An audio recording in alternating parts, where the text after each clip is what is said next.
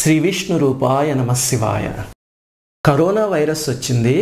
ఒకళ్ళ నోట్లోంచి వచ్చే లాలాజలం తుంపర్లు ఇంకొకళ్ళ మీద పడకూడదు అని డాక్టర్లు చెప్పగానే వెంటనే మెడికల్ షాపులకి పరిగెత్తుకుంటూ వెళ్ళి అక్కడున్న మాస్కులన్నీ ఖాళీ చేసి పారేసాం. అంతేనా? ఇదే మన ఋషులు లాలాజలం అంటే ఎంగిలి, ఒకళ్ళ ఎంగిలి ఒకళ్ళకి సోకకూడదు అనగానే ఆ ఎంగిలి ఏమిటండి చాదస్తం, ఎవరో ముసలాళ్ళు చెప్పారు అని తీసి పాడేసాం. కరోనా చాలా మందిని బాధపెట్టింది, కానీ ఒక రకంగా చెప్పాలంటే మనకు ఒక మంచి కూడా చేసింది. మనం ఋషి సాంప్రదాయం నుంచి దూరం వెళ్ళిపోతున్నాం కదా, మళ్ళీ మనని తీసుకొచ్చి భయపెట్టి ట్రాక్లో పెట్టింది చెప్పాలంటేను. చూడండి, కరోనా రాగానే గాలి, ఆహారం ఈ రెండు విషయాల్లోనూ దెబ్బకి జాగ్రత్త పడిపోయాం మనం, అంతే కదా. మన ఋషులు సాంప్రదాయం పేరుతో ఈ రెండిటి చుట్టూ ఎన్నో గొప్ప విషయాలు పెట్టారు, కానీ ఏనాడు మనం అవి పాటించలేదు. అసలు ఈ వీడియోలో అవి ఏమిటి అని చూసి ఈ రోజు నుంచైనా పాటించటం మొదలు పెడదాం, మన పిల్లలకి నేర్పిద్దాం. మొట్టమొదటిది గాలిలో ఒక వైరస్ వస్తే ఏం చేస్తాం అంటే సింపుల్, ఒక మాస్క్ తీసుకొచ్చి పెట్టేసుకుంటాం, అంతే కదా. మనం మాస్క్ పెట్టుకుంటే గాలిలో ఉన్న వైరస్ పోతుందా? పోదు.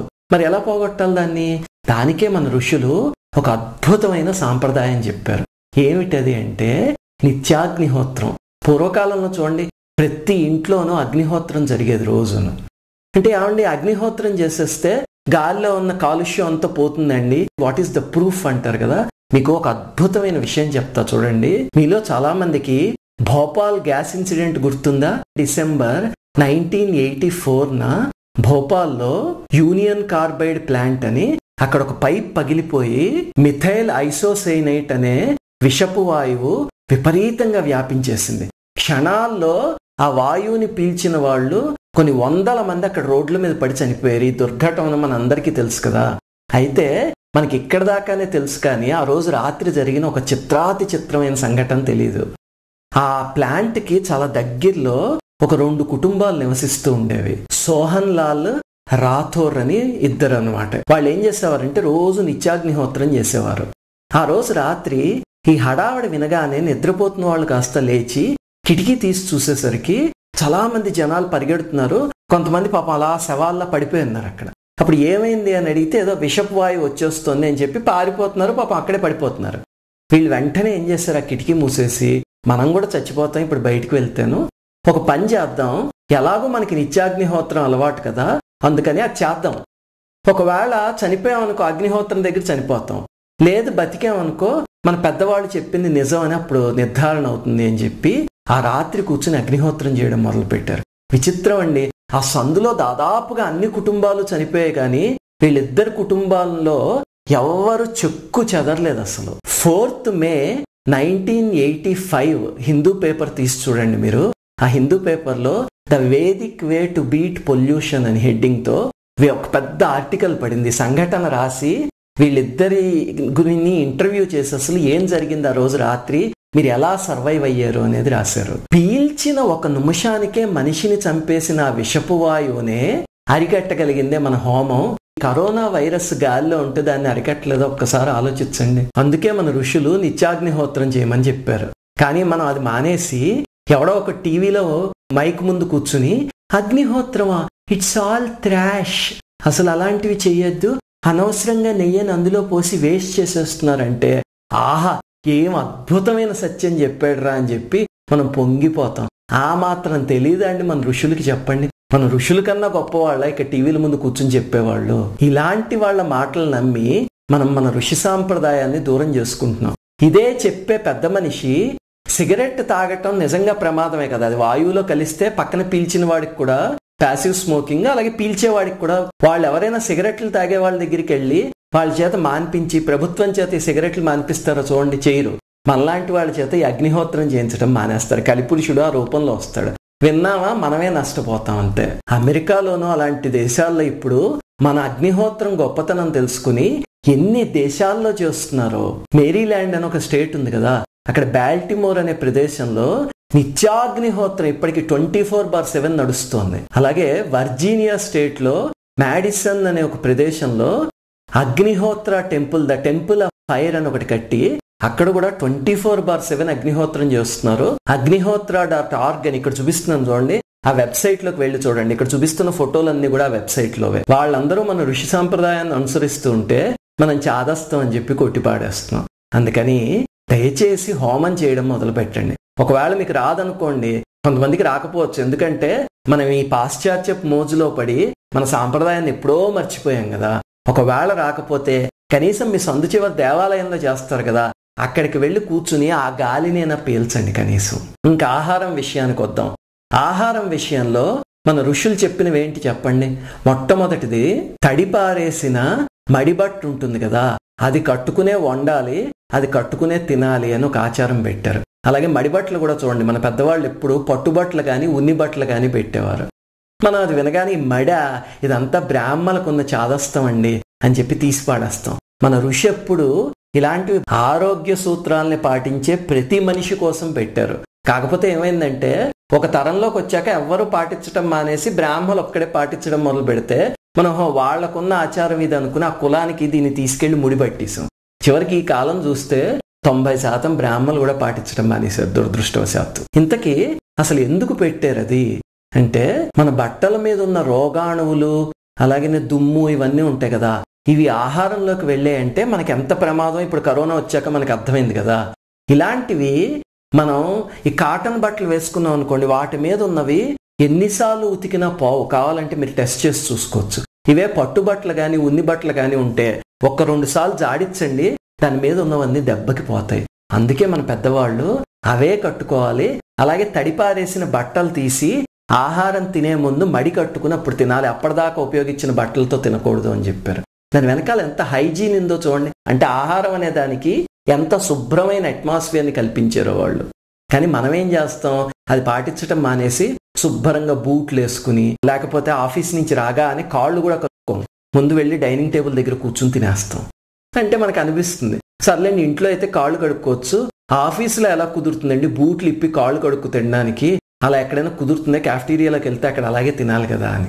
అంటే ఆలోచించండి, 100 మంది కలిసి అడిగారు అనుకోండి, ఆఫీస్లో భోజనాలయం బయట ఒక చెప్పుల స్టాండ్ పెట్టి అక్కడ కాళ్ళు కడుక్కోవడానికి ఒక చిన్న గది ఏర్పాటు చేయమంటే చేయలేరు ఆఫీస్లోను. ఎప్పుడో వచ్చే ఫారినర్ కోసం అని చెప్పి మనకున్న బాత్రూముల్ని టాయిలెట్లని అన్నిటిని అందులో ట్యాపులు అనేవి తీసేసి టిష్యూ పేపర్లు పెట్టి డ్రై టాయిలెట్ల కింద మార్చేశారు. అంతేనా, సాఫ్ట్వేర్ కంపెనీల్లో పనిచేసే వాళ్ళకి, ఎయిర్పోర్ట్లకి వెళ్ళే వాళ్ళందరికీ తెలుసు టాయిలెట్లలో దాదాపుగా నీళ్లు ఉండవు, టిష్యూ పేపర్లు ఉంటాయి అంతే. అలాగే వాడు ఎవరి కోసమో మార్చగాలేంది, అడిగితే మన కోసం మార్చరా అండి, అడిగేవాళ్ళు లేడండి. అందరూ అడిగితే ఎవరైనా చేస్తారు. ఇంకా మన ఋషి సాంప్రదాయంలో రెండోది, ఎంగిలి కంచాన్ని ముట్టుకున్న చేత్తో, అంటే మనం తినే చేత్తో తింటున్నప్పుడు మిగతా వాటిని ముట్టుకోరు. ఇప్పుడు గ్లాస్తో నీళ్ళు తాగాలనుకోండి, తింటున్న చేత్తో తీసుకుని తాగకూడదు, పక్క చేత్తో తీసుకుని తాగాలి. అలాగనే కంచాలవి ఒళ్ళో పెట్టుకు తినకూడదు, ఒకళ్ళు ఎంగిలి ఒకళ్ళు నోట్లో పెట్టుకోకూడదు. ఇవన్నీ చెప్పారు ఋషులు. అంతే కదా, చూడండి, ఒళ్ళో పెట్టుకుని కంచం తింటే మహాపాపం అని చెప్పారు. దాన్ని ఎప్పుడు అలా పాపంతో ముడి పెడతారనమాట. అంటే మనం కనీసం భయపడి చేయడం మానేస్తాము. మనం శుభ్రంగా ఒళ్ళో పెట్టుకుని టీవీ చూస్తూ హాయిగా తింటాము. అలాగనే ఒకళ్ళ నోట్లో ఒకళ్ళు ఎంగిలి తినకూడదు అంటే, ఈ బర్త్డే పార్టీల పేరు చెప్పి ఒక కేక్ కట్ చేసి ఒక ముక్క వీడు, ఒక ముక్క వాడు, ఒక ముక్క వాడు తిని అలా ఒక 5-6 కలిసి ఆ ఎంగిల్ని పశువులు ఎలా తింటాయో అలా తింటాయి. ఎందుకు పెట్టారు పెద్దల సాంప్రదాయం అంటే, ఇప్పుడు అర్థమవుతుంది కదా. కరోనా వైరస్ రాగానే ఏమైంది, ఆఫీసుల్లో దొరికి గాజు గ్లాసులు ఉండేవి, అవి తీసేసి దెబ్బకి పేపర్ కప్పులు పెట్టారు. ఎందుకంటే పొరపాటున ఒకళ్ళ ఎంగిలి ఒకళ్ళకి తగిలితే వచ్చేస్తుంది అని. ఇది మన ఋషులకి ఎప్పుడో తెలుసు కాబట్టి కరోనాలోనూ ఏవి రావక్కర్లేకుండా ఎప్పుడో ముందే చెప్పారు ఆ సాంప్రదాయాన్ని. మనం పాటించామంటే ఇంకా అసలు సాఫ్ట్వేర్ కంపెనీల్లో చూస్తే కొన్నిసార్లు బాధేస్తుంది. అక్కడ సిగరెట్లు తాగుతూ ఉంటారు, తాగుతూ ఒకే సిగరెట్ 3-4 కలిసి ఒకళ్ళకొకళ్ళు అందించుకుని అదే సిగరెట్ని తాగుతూ ఉంటారు. మొట్టమొదటి ఆ సిగరెట్టే ఆరోగ్యాన్ని పారేస్తుంది, ఇది ఇంకెంత దారుణమో చూడండి. కానీ అలా చేసాడు అనుకోండి, హీస్ వెరీ సివిలైజ్డ్ పర్సన్. ఎవడైనా మడి కట్టుకుని తిన్నాడు అనుకోండి, వీడు వెరీ అన్సివిలైజ్డ్ అంటాం. చూడండి ఎక్కడికి పోతుందో మన నాగరికత. అసలు ఈ లాలాజలానికి ఇంత ఉందని అసలు మన ఋషులు ఏం చెప్పేవారంటే, ఎప్పుడు ఇలా ఉమ్ముతో పేజీలు తిప్పకూడదు, అలాగే నోట్లు ముట్టుకోకూడదు, సరస్వతీదేవి లక్ష్మీదేవి వాటిని గౌరవించాలి అని చెప్పారు. ఎందుకు ఆ దేవతల పేరు చెప్పి అలా కట్టడి చేశారు అంటే, మనం ఇలా ముట్టుకున్న పుస్తకాన్ని ఇంకొకటి మళ్ళీ ఇలా ముట్టుకుంటే అది వాళ్ళకి ట్రాన్స్మిట్ అవ్వదో చెప్పండి, రోగాలు అవన్నీ. ఎంతగా ఆలోచించారో చూడండి మన ఋషులు. అలాగే మన ఋషులు పెట్టిన 3వ సాంప్రదాయం ఏమిటంటే, అసలు బయట ఎప్పుడూ ఆహారం తినకూడదు. ఒకవేళ ఎవరింట్లో అయినా తినాల్సి వచ్చినా వాళ్ళు మడి సాంప్రదాయం అలాంటిది పాటించే వాళ్ళ ఇంట్లోనే తినాలి అని చెప్పారు. ఎందుకు చెప్పారు ఇది అంటే, ఇది ఇప్పుడు కరోనాతో అర్థమై ఉంటుంది కదా, దెబ్బకి ఎవడు బయటికి వెళ్ళట్లేదు. చూడండి, మొత్తం హోటల్స్ అన్నిటి దగ్గర జనాలు తగ్గిపోయారు. లేకపోతే అసలు ఇదివరకు చూస్తే మీరు December 31 రాత్రి వచ్చిందంటే ఒక్కొక్క హోటల్ దగ్గర 4-5 మంది ఆ రోజు రాత్రి అన్నం బయట నుంచి తెచ్చుకుని తినకపోతే, అన్నం ఏమిట్లేండి అడ్డమైనవి బయట నుంచి తెచ్చుకు తినకపోతే ఇంకసలు పుట్టిన ఈ జన్మ వ్యర్థమేమో అని అన్నట్టుగా వేలం వెర్రిగా తినేస్తారు. మనకి ఏ కరోనానో కలరానో వచ్చినప్పుడు అప్పుడు గుర్తొస్తుంది, ఓహో బయట ఆహారం తినకూడదు అని. అది వెళ్ళగానే మళ్ళీ మర్చిపోతాం. ఇదే అసలు ఋషి సాంప్రదాయాన్ని పాటిస్తే ఎక్కడి నుంచి వస్తాయండి ఇలాంటి జబ్బులు? ఇంకా ఆఖరిది మన పెద్దవాళ్ళు ఏం చెప్పారో తెలుసా?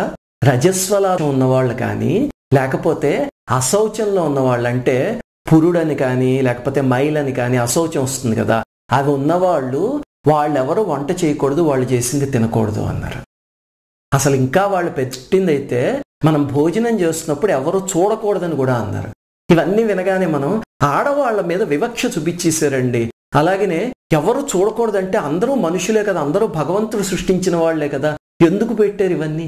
ఇవన్నీ మనకి ఎప్పుడు తెలుస్తాయి అంటే, రేపొద్దున ఇంకొక వైరస్ ఏదో వచ్చి అది చూపు ద్వారా అవుతుంది అనిపించింది అనుకోండి, అయ్యో బాబా ఇప్పుడు ఎవరు చూడకుండా తలుపులు వేసుకుని లోపల తినాలి అని అప్పుడు మొదలు పెడతాం. అప్పుడు ఆ ఋషివాక్యం ఏమిటి అనేది మనకు అర్థం అవుతుంది. ఇప్పటికైనా మేల్కోండి.